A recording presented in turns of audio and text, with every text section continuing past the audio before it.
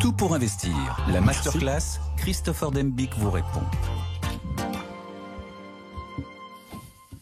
La masterclass, c'est la séquence des questions-réponses. Et on a eu beaucoup de questions, et notamment de Steph Barth, qui nous a posé deux questions qu'on a décidé de sélectionner aujourd'hui. La première, qui est un peu longue, c'est comment investir en bourse sur la Chine. On a un peu parlé de la Chine avec mes précédents invités. Le point qui est important, c'est que finalement, depuis l'essor chinois, on voit qu'il y a une volonté qui est quasiment systématique des investisseurs, des épargnants, des grandes sociétés d'être positionnés sur la Chine. Le raisonnement, il est bien sûr assez simple, c'est que c'est une place aujourd'hui financière qui est incontournable. Alors pourquoi on en parle aujourd'hui, et c'est certainement pourquoi on a eu cette question, c'est que la bourse chinoise, en tout cas le Shanghai Composite, qui est un des indices principaux de la bourse chinoise, a atteint au mois d'août un point haut depuis 10 ans. Et comment on explique justement cette forte progression?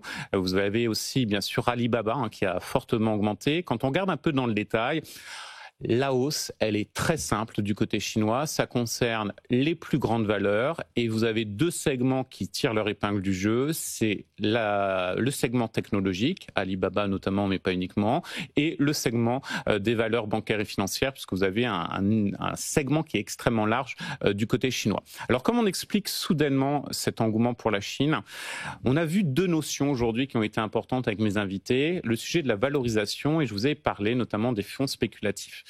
La Chine, c'est un marché qui est considéré en termes de valorisation comme peu cher. Si on regarde aujourd'hui les anticipations en termes de bénéfices attendus sur la bourse chinoise, on est autour de 20 fois le prix de l'action. Du côté, par exemple, de la bourse américaine, le segment composite, on est à 27 fois les bénéfices attendus. Donc des niveaux de valorisation qui sont plus bas qu'aux États-Unis.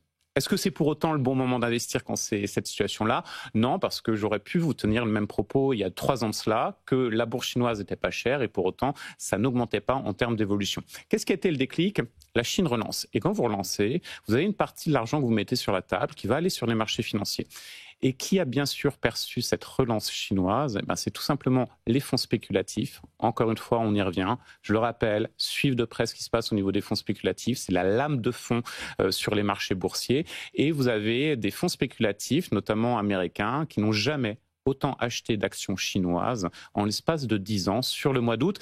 Et donc, conséquence immédiate, on a eu une hausse qui a été extrêmement importante. Comment on investit? Vous pouvez investir bien sûr de plusieurs stratégies qui peuvent être pertinentes sur la bourse chinoise. Vous pouvez investir directement sur des actions. Je l'évoquais, Alibaba, les grandes valeurs qui sont aujourd'hui effectivement en hausse. Vous avez d'autres possibilités.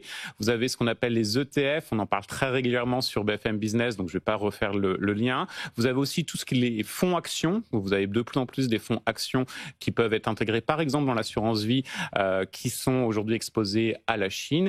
Et l'autre point, c'est les stratégies long-short. Qu'est-ce qu'une stratégie long-short? C'est-à-dire tout simplement vous déléguez la gestion de votre portefeuille à un gérant et il va potentiellement soit acheter, soit vendre des titres en fonction de l'évolution du marché. Ça peut être parfois pertinent sur la Chine parce que c'est un marché qui est très très volatile, notamment du fait de l'influence politique.